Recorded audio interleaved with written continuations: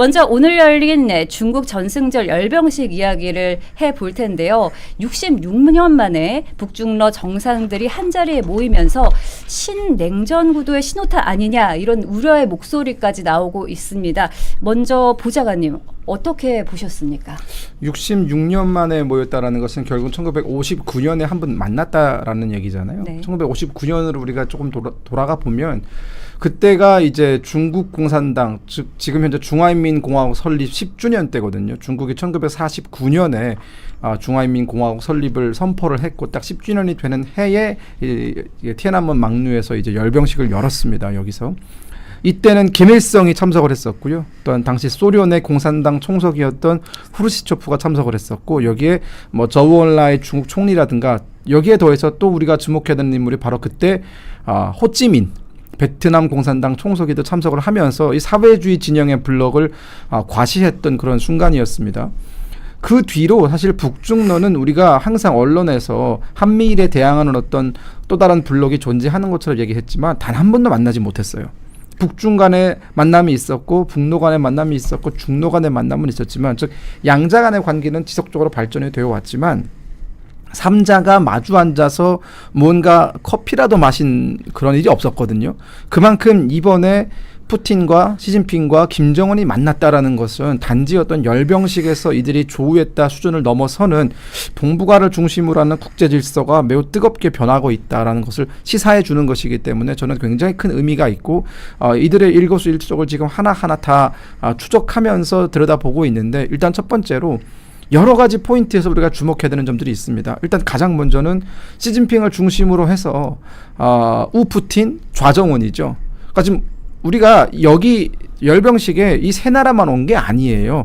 25개국이 참석을 했습니다. 원래 26개국이 참석을 해야 되는데 그중 한 나라가 빠졌습니다. 바로 인도네시아죠. 인도네시아에서 지금 국회의원들이 뭐 난리가 나면서 그 국내 사정 때문에 인도네시아 총리는 빠졌고 그래서 25개국이 모였습니다. 그럼 사실은 이 25개국에 대해서 카메라가 적절하게 골고루 잘 돌아가야 되는데 다 이렇게 주목을 해줘야 되는데 우리나라 언론뿐만 아니라 뭐 중국 언론도 그렇고 서방 언론도 그렇고 이 세 나라 정상만 잡아주고 있어요. 그러니까 이 세 사람이 이번 회동의 가장 핵심이라는 것이고 다자회의라기보다는 북중러 삼각 구도가 굉장히 본격화되는 시점이다라는 생각이 들어요.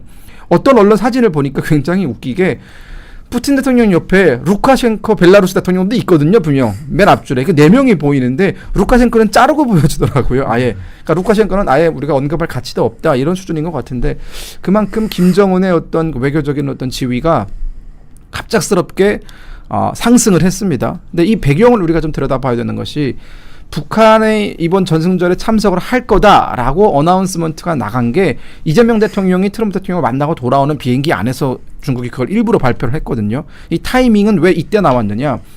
아마 중국은 이재명 대통령이 이번 열병식에 참석하는 걸 내심 기대를 했을 겁니다. 그리고 이재명 정부가 집권하기 이전부터 사실 뭐 쎄쎄 발언이라든가 어떤 여러 가지 면에서 친중적인 행보를 가져갔기 때문에 이재명 정부가 들어서면 중국에 대한 어떤 대한민국의 스탠스가 윤석열 정부 때보다는 우호적으로 돌아서지 않을까라는 기대가 있었는데 웬걸 이재명 대통령 미국 갔다 오더니 누구보다 친미로 바뀌셨어요, 이분이.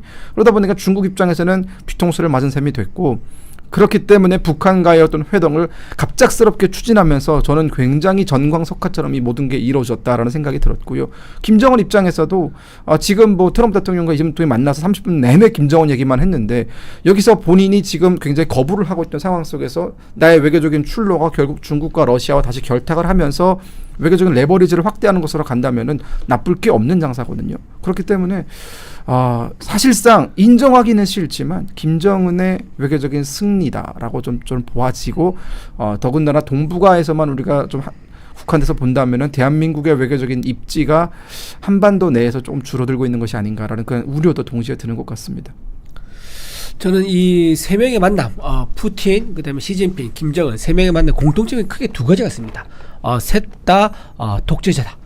이제 시진핑 같은 경우는 지금 최초로 지금 중국 공산당 중에서 3선을 한 주석입니다. 헌법을 개정해가지고 삼선을 했지요. 그리고 푸틴도 이번에 네 번째 대통령을 하고 있습니다. 한 번 중간에 국무총리하면서 독재라고 이제 평가를 할 만하죠. 그리고 김정은은 말할 것도 없죠. 아버지 때부터 김일성, 김정일, 김정은 때까지 쭉 이어서 지금 독재를 하고 있는 나라라고 뭐 말하기 어렵지만 어떤 그런 이제 정상들을 만나서 그림을 만들었는데 이 세 명의 공통점 하나 더 있어요. 전부 다 핵을 가지고 있습니다. 그렇죠. 그렇죠. 뭐 러시아와 중국은 당연한 거고요. 이제 북한에 대해서는 핵 보유국이라고 하지 않고 사실상 핵 보유국이라고 불러요. 원래 핵 보유국은 뉴클리어 스테이트인데 사실상 핵 보유국은 뉴클리어 파워라고 부르거든요. 트럼프가 뉴클리어 파워라고 북한을 불러요. 그러니까 핵 보유국가로 봐야 되겠죠. 이렇게 핵을 가진 나라, 사회주의 국가 정상들이 만났다는 것이 무슨 의미겠느냐? 자유 진영에 맞서서 우리가 싸우겠다. 우리가 결연한 이제 의지를 보여주겠다. 이렇게 보이는 거고, 특히 이제 트럼프가 미국 중심으로 해서 자유 진영 간에 새로운 이제 편대를 만들려고 하고 있지 않습니까? 자유 진영의 무역 질서에 편승하는 국가와 그러지 않은 국가를 나눠서 확실한 세계 질서를 만들려고 하는데 거기에 맞서서 우리가 뭉쳤다는 것을 보여준다. 이렇게 볼 수 있는 거기 때문에 세계 질서적인 외교적인 면에서 본다 그러면 결코 이거는 좋은 게 아니죠. 굉장히 남의 나라라고 우리가 그냥 팔짱 끼고 구경할 게 아니라 이거는 국가적인 안보 위기가 굉장히 심화됐다라고 볼 수 있는 거고, 마지막으로 하나 더 말씀드리고 싶은 거는 이번에 김정은이 데리고 간 아주 사람이 눈에 띄는 사람이 있습니다. 네. 바로 12살 딸 김주혜죠. 이게 사실 뭐겠습니까? 세자책봉. 그러니까 러시아 지도자와 중국 지도자에게 나를 이어서 내가 만약에 지금 건강이 안 좋아요. 지금 뭐 당뇨도 있고 여러 가지 몸 체집이 굉장히 뭐 크지 않습니까? 그러면서 각종 뭐 질병이 있다고 얘기하는데 혹시나 내가 쓰러져서 자기 지도자에 대한 불안이 온다 그러면 우리 딸 주혜를 잘 부탁한다라고 하면서 핵 보유 국가로서의 가지고 있는 불안정성, 핵 보유 국가가 지도자가 불안정하면요, 이건 그야말로 시한폭탄이 될 수 있는 거거든요. 이제 그거에 대한 부탁, 형님들, 내가 만약에 잘못되더라도 우리 딸 4세대를 이어갈 우리 딸, 네 번째 세습 체대를 이어갈 우리 딸을 좀 잘 챙겨달라. 예를 들면 북한군 내에서 쿠데타가 있을 수도 있는 거고요. 또는 국민들이 규합해서 시위를 할 수 있는 거 아닙니까? 그런 것들을 좀 중국과 러시아에서 신속하게 제압해달라, 막 이런 주문도 같이 하지 않았을까? 그러면서 김주혜를 차기 지도자로 공식적으로 인정받기 위한 그런 행보도 같이 보였다는 점, 이게 좀 눈에 띄는 것 같습니다. 네, 뭐 사실상 새로운 냉전 구도의 신호탄이라는 분석 다들 해주셨는데요. 아까 제 말씀해 주셨듯이 이번 행사에 특별히 딸 김주혜를 데리고 나왔습니다. 우선 이 사진 한번 먼저 보시죠. 네. 보면은 김정은이 딸 주혜를 사실상 후계자로 공인하는 거 아니냐라는 해석이 나오는데요. 위원장님은 이번 열병식부터 이 딸 주혜까지 어떻게 보셨습니까? 예, 저는 지금 아직 뭐라고 얘기하기는 좀 성급한 부분이 좀 있는 것 같고요. 네. 이제 또 희한한 게 우리나라에 지금 국회의장님이 참석을 하지 않았습니까? 그리고 한 시간 전에 지금 김정은과 만나서 악수도 나눴다, 이 얘기가 나온 것으로 봐서는 불과 며칠 전에 지금 트럼프 대통령을 만났고, 그리고 푸틴 대통령도 트럼프 대통령을 만나서 굉장히 러시아 우크라이나 전쟁에 대해서 굉장히 나는 미국과 함께 간다, 뭐 이런 메시지도 줬었거든요. 그래서 이제 시작됐고 아직 열병식은 아직 보여주지 못한 거고, 그것에 대한 이제 메시지를 아직 내진 않았기 때문에 우리가 좀 모든 걸 예측 중인데, 이 지금 트럼프가 주도하는 이 세계 정치와 경제, 특히 경제 전쟁에서의 이런 부분들이 이제 다시 이제 모든 것들은 하나의 공격이 있으면 역습이 있고 작용, 반작용이 있는 것처럼 이제 새로운 반작용이 나온 거거든요. 그래서 그런 반작용을 좀 면밀하게 바라볼 필요가 있다. 그래서 어떤 현상들이 일어나고 있는가를 과거의 사례에서도 보지만 지금 과거의 사례가 아무런 의미가 없는 시대가 또 돼버렸거든요. 그래서 그 과거의 사례보다는 지금 이때 중국의 메시지나 사람들이 갔을 때 그 중국과의 관계를 볼 때 분명 아까 얘기한 대로 26개 국가에서 25개 국가, 한 국가는 지금 거의 국가가 지금 우리가 뭐 내란이라고 말은 했지만 거긴 내란 정도가 아니라 지금 정부가 아예 뭐 불도 지르고 그 정치인 집에 가서 난리가 나는 상황 아니겠습니까? 그래서 어떻게든 해석하는 것보다는 우리가 좀 면밀히 바라보고 좀 우리가 갖춰야 되고 우리가 생각해야 될 게 무엇인가, 지금 그걸 더 중시하는 시간이 필요하지 않을까 이렇게 봅니다. 제가 한 가지만 더 말씀을 드리면 지금 25개의 국가라고 제가 말씀을 드렸잖아요. 이 국가들, 그러니까 10년 전에 70주년 때 박근혜 대통령 참석했을 때의 정상들과 지금의 정상들 사이에 변화가 있을까요? 없을까요? 그 25명 중에 절반 이상이 그때도 참석을 했던 사람들입니다. 이게 시사해 주는 바가 뭐겠습니까? 독재 국가의 정상들이 왔다라는 거예요.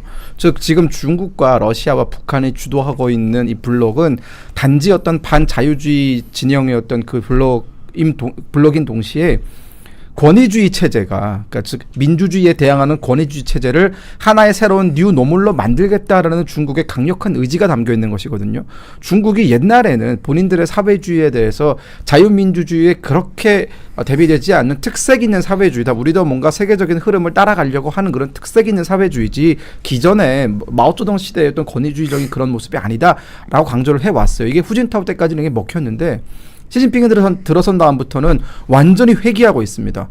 과거에 그 중국이 추구했던 그 사회주의의 어떤 굉장히 권위적인 모습들을 시진핑이 그대로 가져오면서 이것이 새로운, 즉 자유민주주의가 가지고 있는 여러 가지 정치적인 약점과 갈등과 뭐 사회적인 불안 문제들을 해소시킬 수 있는 새로운 정치 모델이다 이러면서 이걸 추구하고 있거든요. 여기에 지금 따르는 나라들이 생기는 겁니다. 그 나라들이 70주년 때 참가를 한 것이고 지금 80주년 때 참가를 한 것입니다. 열병식 장면을 보시면은요, 중국의 그 청년들이 나와가지고 북한 청년들보다 더 심취돼가지고 막 공산당가를 부르고 막 이러고 있어요. 이게 지금 굉장히 우습게 넘어갈 문제가 아니고, 이런 중국의 체제가 그럼 중국만 유지할 것이냐? 아니거든요. 중국은 본인들의 체제를 유지하기 위해서 이걸 확산시키는 데 굉장히 주력합니다. 확산이라는 건 결국은 주변에 중국의 체제와 다른 모습을 가지고 있는 체제를 전복하는 걸 의미하기 때문에 중국과 가장 가까이에 있는 자유민주주의국가인 우리나라는 이거 굉장히 심각하게 봐야 되는 문제이기도 해요. 하나 좀 추가로 말씀드리면 네네. 전승절, 우리 흔히 방송 얘기할 때 전승절이라고 중국의 전승절을 우리가 인정하고 지금 들어가거든요. 근데 사실 따지고 보면 전승절 굉장히 논란이 많습니다. 이게 무슨 말이냐? 지금 공산당이 지금 중국을 이끌고 있지 않습니까? 실제 전승절은 중국과 일본과 전쟁에서 중국이 이겼다는 얘기인데, 그때 이기는 정규군 군대는요 국민당입니다. 그때 당시에, 지금 이제 대만이죠. 그때 당시 국민당이 정규 군대를 가지고 일본과 맞서 싸웠던 군대고, 그때 당시 공산당이 이끄는 조그만 군대가 있는데, 그건 조그만 군대는 속된 말로 게릴라 전만, 그러니까 치고 빠지기만 했던 아주 작은 소규모 비정형화된 군대였던 거예요. 그래서 일본 군대가 이제 와 있으면은 뒤에 보급로 차단 이런 역할밖에 안 했던 그런 공산당이었어요. 그래서 어땠었느냐? 전승절이 이제 미국이 일본에 이제 핵폭탄을 터뜨리면서 일본이 이제 항복을 선언하고, 그리고 소련이 중국에 들어오면서 일본을 쫓아내겠다고 하면서 그 두 가지 이유 때문에 일본이 결국은 자기 패배를 선언했거든요. 근데 그걸 가지고 중국이 자기들이 자력으로 전쟁에서 이겼다라고 말하기가 민망한 거예요. 그래서 지금까지 쭉 그 얘기를 안 해왔어요. 안 해오다가 10년 전에 시진핑이 들어오면서부터 전승절 얘기를 하면서 중국이 마치 자력으로 전쟁에서 승리했다고 포장하고 있고 역사를 왜곡하고 있는 건데, 이거를 무비판적으로 중국의 전승절이라고 얘기하게 되면 사람들이 오해할 수 있기 때문에 제가 한번 꼭 짚고 넘어가고 싶어서, 중국의 전승절이라는 것은 왜곡된 전승절이다. 실제로는 그때 이겼던 군대는 국민당이 이끄는 군대였었고, 그리고 자력으로 이기지 않았었다. 그래서 전승절이라고 말하기도 민망하다. 그 말씀 꼭 짚고 싶었습니다. 맞아요. 저게 사실 일본군의 그 항복 선언을 받아낸 게 9월 3일 난징에 있는 그 군관학교에서 받아냈거든요. 그러니까 우리 육사 같은 곳에서 이제 일본군의 항복을 받아냈는데, 그때 항복을 받아냈던 사람이 바로 중국 국민혁명군의 총참모장이었어요. 장개석이 임명한 사람이죠. 장개석. 네, 그때 당시에 마오쩌둥은 숨어 다녔어요. 어디 보이지도 않았어요. 그런데 이제 마치 자기들이 이긴 것처럼 이렇게 등갑을 하는 것은 굉장한 역사 왜곡이다. 그러니까 역사 왜곡은 저쪽이나 이쪽이나 좀 통하는 사람도 있는 것 같아. 민주당에서도 보면 역사 왜곡 맨날 하지 않습니까?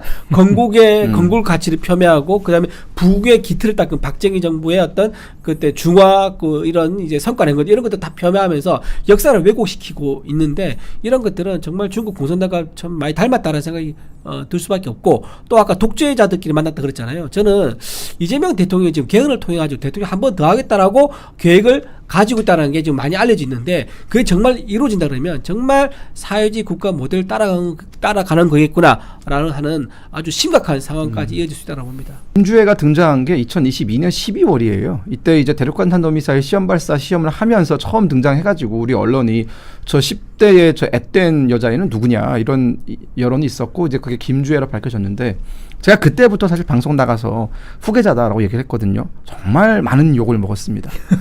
말도 안 되는 소리 하지 마라. 북한에서 와가지고 북한을 어떻게 저렇게 모르냐 이러면서 정말 온갖 음해와 선동에 시달렸는데 자 여러분 보십시오. 김주애는 후계자가 됐습니다. 즉 북한이 자녀를 공개한다라는 것은 엄청난 정치적인 부담을 동반하는 겁니다. 지금까지 북한 역사를 통틀어서 자녀들이 공개됐던 적은 결국 후계자 수업을 받는 이들 빼고는 공개를 한 적이 없거든요. 왜냐하면 뭐 일각에서는 김주애를 일단 공개를 해놓고 뭐 애민적인 지도자 혹은 뭐 딸아이를 사랑하는 아버지로서의 모습을 부각시킨 다음 나중에 아들을 짠 공개해서 그 아들한테 실질적인 권력이 넘어갈 거다라고 얘기하는데 이거는 정말 북한의 어떤 체제 속성을 전혀 모르고 하는 얘기고 이미 김주애를 내세워서 많은 사람들이 김주애가 후계자가 되는 것이냐라는 인식이 박힐 때쯤에 아들이 등장하면 이건 후계 구도에 혼선만 생기는 것이거든요. 그렇기 때문에 김정은은 아예 처음부터 김주애를 후계자로 세울 마음을 가지고 접근을 했고 여기에 노동신문이라든가 북한의 관영 매체들이 김주애에 대한 호칭이라든가 혹은 김주애가 등장하는 사진의 구도를 정하는 걸 보면 김정은보다 더 중심에 있고 김정은보다 더 높은 곳에 있는 걸 볼 수 있어요. 일부러 단상을 높여서 김정은보다 높게 보이고 그리고 군인들이 김주애 앞에서 모두 90도로 머리를 숙이는 이런 모습들 연출시킨다라는 것은 결국은 김주애가 후계자다. 여성이기 때문에 후계자가 절대 될 수 없다라는 너희의 그 편견을 내가 깨부수겠다라는 것이 김정은의 지금 생각이거든요. 이번에도 제가 김주애가 대동할 가능성이 있다라고 얘기했더니 또 많은 핀잔을 받았습니다. 어떤 교수님은 전화 와가지고 발언을 조심해야 될 것 같다라고 하시더라고요. 나중에 금역분의 그 여러 가지 명성에 금이 갈 수 있다라고 했는데요. 제가 오늘 아침에 전화 드렸어요. 교수님 보세요. 왔잖아요. 라고 또 빛나네. 네, 라고 얘기를 했는데 북한은 내부적으로 후계 구도가 정해지면 그 다음 행보는 반드시 중국과 러시아의 동의를 구하는 작업입니다. 이미 북한은 2, 3년에 걸쳐서 김주애가 후계자가 될 것이다라는 것을 북한 주민들에게 알려왔습니다. 북한 주민들은 이제 주애가 후계자가 되는구나라는 정도를 받아들이고 있어요. 그 다음 수순은 국제사회로부터 인정을 받는 건데 북한이 생각하는 국제사회는 우리가 생각하는 건 일반적인 국제사회가 아니라 중국과 러시아인 것이죠. 중국에게 내 다음 후계자는 김주애가 될 테니 좀 잘 봐달라라고 얘기하는 것이고 김정일도 똑같은 절차를 거쳤고요.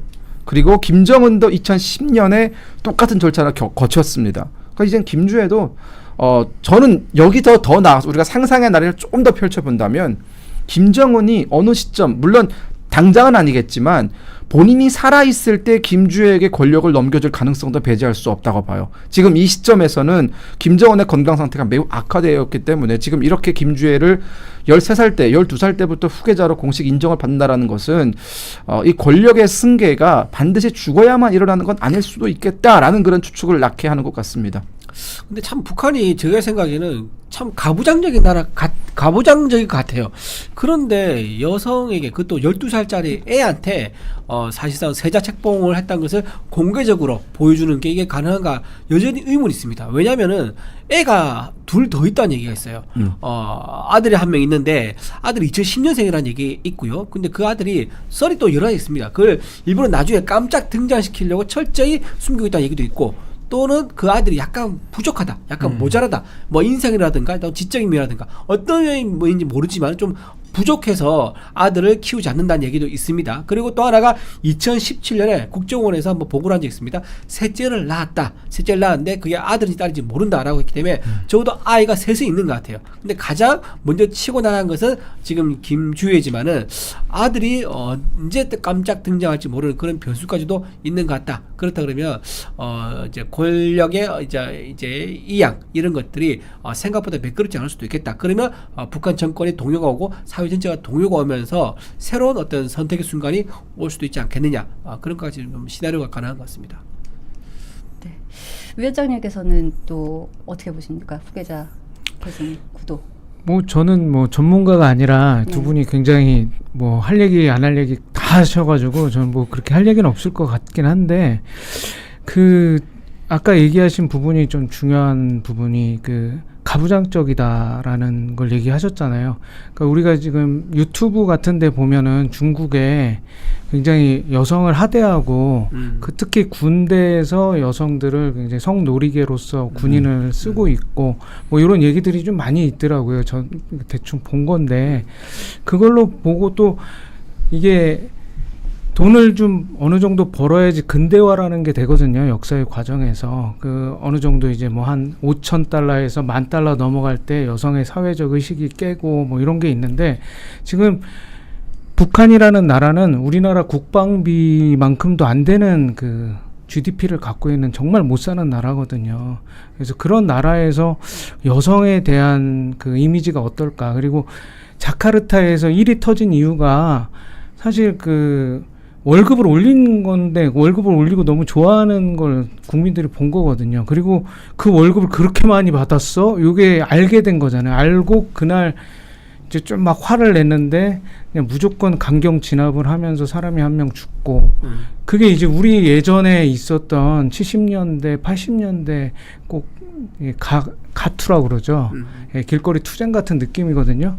그게 아직 거의 북한은 아직 거기까지도 못 온 건데 거기서 우리가 생각해보면 여성 대통령, 박근혜 대통령 나올 때까지 그게 가능했었나요? 그래서 이건 좀 그래서 근데 워낙 천재 김근혁 선생의 그 북한 전문가라 후계자 그걸 예측을 하셨다고 그러니까 저는 뭐 할 말은 없는데 네. 아무튼 좋은 얘기 같습니다. 네. 많이 생각을 많이 하는 시간이었으면 좋겠다. 그래서 이 주애라는 이 딸이 이제 내일 모레 계속 어떻게 모습이 보일 건가 굉장히 궁금합니다. 예. 네, 그 딸 김주애가 준비된 후계자다라고 말씀해 주셨는데 또 앞으로 어떻게 될지는 좀 지켜봐야 할 것 같습니다. 그리고 또 재미있는 사진 하나 같이 보실 텐데요. 네, 보이십니까? 네, 차 번호판이 7271953. 입니다. 바로 1953년 7월 27일이죠. 정전협정 체결일인데요. 북한에서는 이날을 조국 해방전쟁 승리일이라고 부르기도 합니다. 미국에 굴하지 않고 끝내 승리했다. 이런 것을 강조하기 위함이라고 보는데 어떻게 보시나요? 앞서 보인 저 727이라는 번호판은 북한 내부에서 김정은과 그리고 국무위원들만 탈 수 있는 번호판이에요. 저도 북한에 있을 때 평양에 있을 때 727이라는 번호판을 몇 번 본 적이 있거든요. 김일성 종합대학에 자주 옵니다. 자기 아들내미 딸내미 데려다 주려고 오거든요. 그만큼 북한 내 최고위층들이 타는 차다라고 보시면 될 것 같고 굳이 저 차량을 중국까지 가져간 것으로 봤을 때는 지금 중국의 전승절에 참여를 하고 있고 북한은 중국과 함께 어깨를 겪어 싸운 혈맹, 동지 이런 걸 강조하거든요. 지금 저 전승절은 물론 일본에게 맞서 싸웠다라는 것을 아까 우리 이준호 대변인은 잘 설명을 해주셨지만 중국 공산당이 지금 중국 국민당의 어떤 승리를 낼름 가로챈 거잖아요. 뭐 어쨌든 가로채서 본인들 전승절에 둔갑을 시켰는데 북한은 여기에 더해서 우리가 중국과 함께 나눈 역사가 일본에 맞서 싸웠던 그 역사만 있는 게 아니라 미국에게 맞서 싸웠던 역사도 있다라는 걸 강조하기 위해서 저 727을 강조를 하는 겁니다. 우리는 사실 우리 국민들은 7월 27일 잘 몰라요. 모르죠. 정전협정일 그러니까 전쟁 개시일인 6.25는 알아도 727은 잘 모르는데 북한은 727을 전승절이라고 기념을 합니다. 본인들의 전승절은 저거예요. 그러다 보니까 중국의 전승절에 본인들의 전승절을 기념하는 727 차를 가져오면서 항미, 즉 미국에 대항하는 어떤 블록의 어떤 과실을 보여주기 위함이고 저런 것들은 사실 중국에게는 좀 부담이 될 수 있거든요. 그러니까 중국은 이번 그 전승절 행사가 본격적인 반미 어떤 블록이 만들어지고 신냉전의 구도로 완벽히 고착화되는 것에 대해서 여전히 약간은 부담스러운 게 있어요. 아직까지 관세 협상이 끝나지 않았고 중국은 어쨌든 무역으로 먹고 사는 나라기 물론 내수 시장도 충분히 있지만 중국의 가장 제일 큰 무역 파트너가 미국이고 그다음 EU거든요. 근데 미국과 그리고 EU에게 정면으로 도전하는 내가 지금 여기서 새로운 신냉전의 구도를 가지고 하겠다고 선포하는 것은 중국 입장에서는 여전히 내수 경제가 회복되지 않은 시점에서 부담이 될 수 있는데 김정은 입장에서는 이걸 어떻게든 신냉전의 구도로 가져가야만 본인들이 미국과의 대미 협상력을 높일 수 있기 때문에 이런 727 번호판을 대놓고 공개를 한 것이고 제가 가장 화나는 부분은 이거예요. 좀 마이바거든요. 벤츠 마이바우. 김정은 전 마이바우 한 3대 정도 가지고 있어요. 아까 우리 이상규 위원장님 말씀하셨지만 북한의 GDP는 정말 낮아서 북한 노동자 1년치 월급이 100만 원이 안 됩니다. 1년치 월급이. 그런데 김정은은 마이바우도 가지고 있고 뭐 캐딜락이 아니죠. 그 러시아가 제공해준 그 우루스인가요? 그것도 가지고 있고 참 저 호화스러운 저 사치 행각은 언제쯤 끝날지 참 분노가 치밉니다. 저 차 번호가 지금 6.25를 못한 이유가 있죠. 왜냐면 6.25는요 남침이에요. 남침. 북한이 남쪽으로 침략한 날인데 6.25를 쓰게 되면 자기들이 침략했다는 걸 인정한 꼴 되지 않습니까? 그래서 자기는 6.25를 이제 우리는 6.25가 이 날의 치욕을 잊지 말자. 우리가 안보에 대해서 좀 부실했었고 우리 군사력을 키우지 못했던 그런 아니했던 부분을 우리가 잊지 말자. 그러면서 6.25를 우리가 좀 강조를 하는 건데 북한에서는 6.25는 저희들이 소련 탱크를 밀고 빌려와가지고 우리 남쪽을 침략을 한 날이기 때문에 국제적으로 침략한 거를 공인해 쓰기는 어렵겠죠. 그래서 전쟁이 어쨌든 3년 끌다가 처음에 했던 휴전선 그거를 거의 비슷하게 지켰다라고 하면서 자기들은 승리한 날이라고 이제 그렇게 주장하기 때문에 7월 27일 의미가 담겨 있는 게 아니겠는가 생각합니다. 재밌는 얘기 짧게 하나 해드릴까요? 727 번호판에 평양 거리에 뜨잖아요. 그럼 모든 신호가 멈춥니다. 그냥 신호 안 바꾸고 그냥 쭉 갑니다. 근데 보면 간부가 타 있어야 되거든요. 그래야 이제 신호를 무시하고 갈 수 있는데 지그들 아들내미들이 타가지고 막 기사의 아들내미. 네, 막 그런 사람들 타가지고 막 창문 내리고 우린 간다 이러면서 가는 걸 볼 때마다 정말 꼴불견이었는데 이제 와서 시원하게 욕을 할 수 있네요. 그릇된 것들입니다. 네. 네, 이렇게 전승절 참 국제 사회를 좀 긴장시키는 그런 행사가 아니었나 이런 생각이 드는데 우리나라에서도 참석한 분이 있죠. 우원식 국회의장도 참석을 했습니다. 아까 말씀해 주셨던 것처럼 악수를 했다고 했는데 실질적인 만남이나 회담이 이어질 가능성도 있을 수 있을까요? 저는 뭐 짧게라도 서로 대화를 했을 것 같아요. 그러면서 우원식 국회의장이 사실상 지금 원래는 이재명 대통령을 지금 초대했던 거 아니겠습니까? 근데 못 간다고 하니까 이재명 대통령이 대신 특사를 보낸 게 아니라 국가 서열 2위 국회의장을 보냈단 말이에요. 네. 참 이게 사실 그것도 말이 안 되는 거죠. 본인을 대표할 사람 대표를 해서 보낸다면 정부를 대신해서 인사를 보내야죠. 근데 입법부를 수장을 보내는 게 말이 됩니까?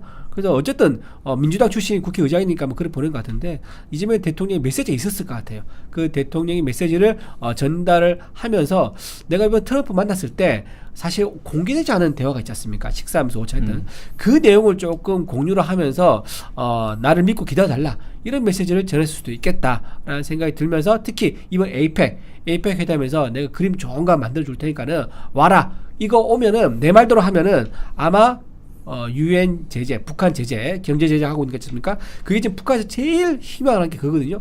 북한에 대한 무역 제재 풀어주는 거, 이거를 풀 수 있는 문고리를 내가 에이펙에서 만들어줄 테니까 에이펙에 와라. 그 메시지를 아마 김정은한테 얘기하지 않았을까 싶은 생각이 좀 듭니다. 이건 되게 심각한 진짜 그 국익을 해치는 일을 하신 거거든요. 그 국회의장이면은 사실 중립을 지켜야 되는 그렇죠. 자리잖아요. 그렇죠. 국립을 지키고, 그러니까 어느 여당의 국회의장이 아니고 야당의 국회의장이 아니고 모든 국회의원의 국회의장이 국회의장입니다. 그래서 중립을 지켜야 되는 국가 2위, 서열 2위의 사람인데 오늘도 지금 굉장히 큰 문제가 국회에서 있었습니다.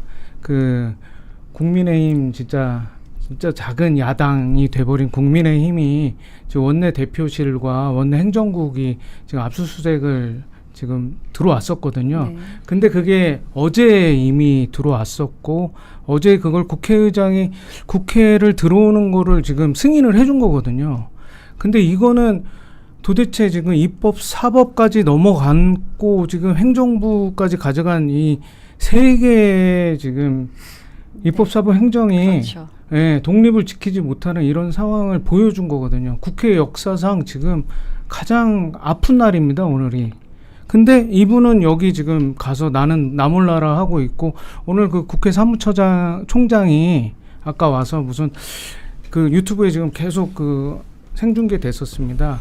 당신들이 이걸 허가를 해준 거냐. 근데 트럼프 대통령이랑 얘기하고 있을 때 그 미친 잭 스미스 그 특검 아니냐, 조은석 특검이 지금 그냥 들어온 거거든요. 근데 이거를 눈 감아준 겁니다, 국회에서. 네. 예. 그 이야기는 나중에 조금 이따가 예, 또 예. 다룰 예정이거든요. 그래서 여기 네. 가서 이렇게 만나고 있는 게 그렇죠. 아까 말씀하신 대로 국가 서해 2위가 시진핑을 그렇게 만나도 되는 건지, 누구 입장에서 만나는 건지, 이거는 분명히 국회의장을 내려와야 될 상황 같습니다. 네. 제가 봐서. 국회를 놔두고 또 중국에 이렇게 가신 또 우원식 국회의장 나중에 좀 이야기를 또 해봐야 될 것 네네네. 같습니다. 아까 전에 말씀하신 그 보좌관님도 어떻게 보셨습니까? 우리가 에이펙 정상회담이 이제 10월에 열리잖아요. 그죠? 근데 북한도 10월에 엄청나게 큰 행사가 있습니다. 북한도 10월이면은 조선노동당 창건 80주년이 되는 해예요. 그러니까 지금 중국이랑 겹쳤습니다. 자, 생각을 해봅시다. 그러면 이제 북한도 대규모 열병식을 열거든요. 아마 역대급 규모의 열병식을 열 가능성이 있습니다. 10월에 날짜가 겹쳐요, 우리랑. 그럼 시진핑이 북한을 갈까요? 우리나라를 올까요? 이게 지금 저는 굉장히 우리가 반드시 주목해야 되는 지점인 것이고, 김정은의 이번 방중 시사해주는 바는 결국은 지금 중국은 한국보다는 북한의 손을 잡겠다라는 것을 노골적으로 드러낸 것이거든요. 또한 이 북한은 중국과의 어떤 소원해졌던 관계를 회복시키는 것과 동시에 단순한 회복에서 넘어서서 북중노 사이의 어떤 중심 국가로 발돋움을 했기 때문에, 만약 이번 10월 10일 정확히 북한 노동당은 10월 10일에 창당했습니다. 그럼 45년 10월 10일에 창당을 했는데 10월 10일 평양 김일성 광장의 주석단에 천안문 때처럼 만약 푸틴과 시진핑이 나란히 오른다면 우리 에이펙은 이거 정말 이거 굉장히 초라해지는 것이거든요. 저는 이렇게 되면 트럼프 대통령도 안 올 가능성이 있다. 우원식 의장 얘기를 여기서 이어서 말씀을 드리면, 지금 사실 저는 우원식 의장이 그런 중국 공산당의 어떤 치적을 자랑하는 행사에 간 것 자체가 이해가 잘 안 돼요. 그러니까 대한민국이 과연 그 행사에 참여해서 얻을 수 있는 이득이 무엇이냐. 우리가 지금 여러 번 앞서는 말씀을 드리고 있지만 권위주의 국가들이 모두 모여서 이 중국 공산당의 허황된 승리를 경축해주는 자리에 자유민주주의 국가가 거기에 참석하는 게 참 어떻게 보면 아이러니한 상황이고, 그리고 우리가 항상 중국에게 얘기하는 게 뭡니까? 특히나 민주당 진영의 사람들이 얘기하는 게 중국과 우리가 일제와 맞서 싸웠던 역사를 공유하고 있다라고 얘기하고 있잖아요. 문재인 대통령 2018년 중국 갔을 때 베이징대 가서 그런 얘기를 했잖아요. 우리는 일본과 중국과 함께 어깨를 겪고 싸웠던 역사를 가지고 있다. 근데 이거 역사 팩트 왜곡이에요. 우리가 어깨를 겪고 싸웠던 사람들은 장개석의 국민당이지 않습니까? 국민당이 우리를 도와줬고, 장개석이 우리 당시 상하이 임정을 도와주고, 상하이 임정이 결국 장개석 따라서 충칭까지도 따라갔던 거 아니에요. 근데 그런 역사를 왜곡하고 중국 공산당의 이런 선전에 농락당하는 모습을 보여주면서 과연 우리가 가서 얻을 수 있는 게 무엇이냐. 그래서 저는 우리 언론도 문제가 있다고 봐요. 김정은과 만나서 악수 한번 하기 뭐 그렇게 대단한 일입니까? 우리나라 국회의장, 자유민주주의를 수호하는 국회의 의장이라면 김정은 만났을 때 악수하면서 굽신굽신거리는 게 아니라 니네 왜 이렇게 남북관계 경색시키냐, 북한의 인권 문제 어떻게 할 거냐, 자유민주주의 국가의 수호자다운 그런 발언을 해야 되는데 김정은 손 한번 잡았다고 해볼쭉거리는 게 이게 자유민주주의 국가의 어떤 국회의장의 격이 맞느냐. 그리고 이걸 대저특비라는 언론은 도대체 어디에 포커싱을 두고 있는 것이냐. 우리가 굳이 김정은을 띄워줄 이유가 없잖아요. 저는 그렇기 때문에 우리 언론도 문제고 굳이 거기까지 찾아간 사람도 문제고 전반적으로 다 문제가 있다라는 그런 굉장히 비판적인 의식을 갖고 있습니다. 그리고 가면서 국회의장이 그냥 간 게 아니에요. 지금 뭐라고 했냐면 사무처에다 이런 지시를 했다고 그럽니다. 만약에 압수수색 영장이 들어오면은 24시간 동안 그걸 허용해 주라라고 얘기했다는 거예요. 그러니까 어제 중국으로 가면서 오늘 특검이 또 압수수색 영장 치러 들어온다라는 것을 아마 알고 있었던 것 같아요. 이게 뭡니까? 특검하고 소통하고 있던 거 아니겠습니까? 딱 오해받기 좋지요. 그리고 또 하나, 사무처 직원들이 국민의힘 의원총회에서 총회하고 있는데 핸드폰으로 그걸 채증을 합니다. 사실상 사찰한 거죠. 그러니까 저는 이렇게 국회의장이 아까 왜 지금 국회의장 되면 이제 당을 떠나야 되거든요. 무당을 이제 하라는 이유가 있습니다. 여야에 기울이지 말고 공정하게 국회를 운영해달라 이런 건데, 지금 민주당과 특검의 편에 서가지고 국민의힘을 사찰한다. 사무처 직원을 통해서 사찰을 시키고, 또 영장에 대해서 미리 어떻게 알았는지 24시간 동안 한 번 더 들어오면 24시간 동안 계속 유지시켜라 라고 했단 말이에요. 이제 그런 것들 보면 굉장히 우원식 국회의장이 한국에서 국회를 굉장히 편향적으로 운영하면서 중국에 가서 김정은과 시진핑한테 머리를 조아리는 듯한 모습을 보이는 것은 굉장히 국격을 떨어뜨리고 국내에서는 매우 이제 불공정한 입법부 운영을 하는 것을 보여주고 있는 대표적인 행태다 그래 봅니다. 네. 말씀하셨듯이 이제 이재명 정부가 계속해서 대북 친화 노선을 강화하고 있는 것으로 보이는데요. 우리 안보는 좀 어떨까요? 심각한 우려가 나오지 않을까 이런 걱정이 있는데 어떻게 보시나요?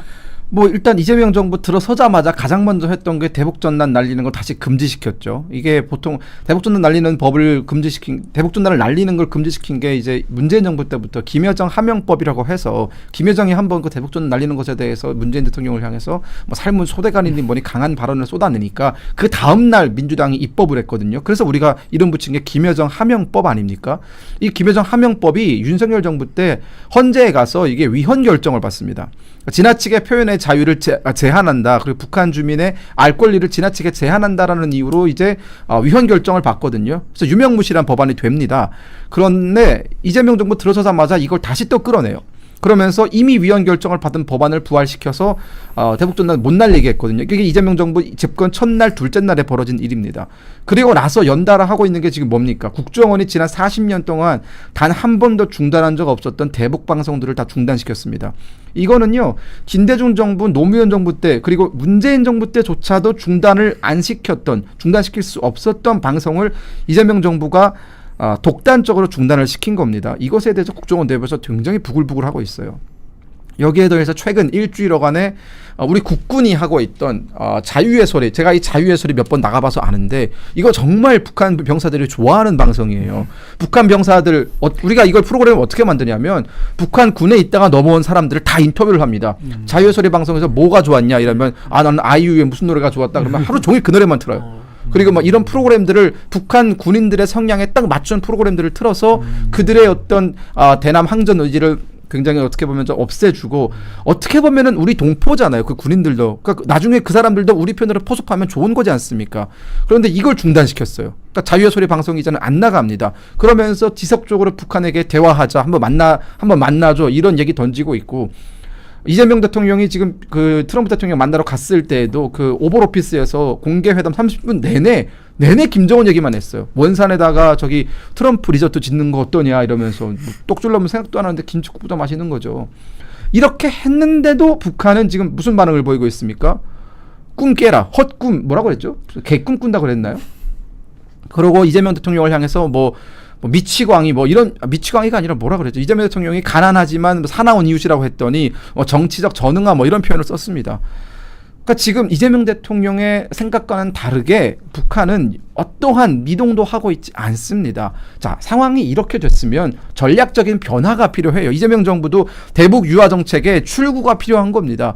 그런데 이 출구를 찾기는커녕 더 북한에게 퍼주는 방향으로 가고 있거든요. 우원식 의장이 날아가서 김정은 손 한번 잡아가지고 아마 그 손 씻을지 안 씻을지 모르겠어요. 저는 김정은 손 잡았다 이러면서 황홀해할 것 같은데, 저는 이런 어떤 굴종적인 태도가 과연 우리나라의 국격에 맞는 것이냐. 대한민국이 우리나라도 국격이라는 게 있는 것이고 세계 10위권의 나라고, 국방력으로 하면 따지면 6위권의 나라고, 자유민주 진영에서는 이제 선진국으로 발돋움해서 자유민주 진영을 이끌고 나가는 어떤 리더 국가 반열에 올라선 나라인데 왜 북한만 만나면 이렇게 무슨 뭐 만난 강아지 마냥 꼬랑이를 내리고 이렇게 살랑살랑 거리는지 이해가 안 되고요. 저는 이재명 대통령이 이제는 결단을 내릴 때가 됐다. 당신이 뭘 어떻게 무슨 노력을 하든 김정은은 한국과 마주 앉을 일이 없다고 얘기를 했으니 이제는 이재명 대통령도 대북 접근법을 좀 바꿔서 좀 원칙적이고 좀 이재명다운 그런 모습으로 좀 접근했으면 좋겠다. 야당 패는 그 결단과 야당을 괴롭히는 그 용기에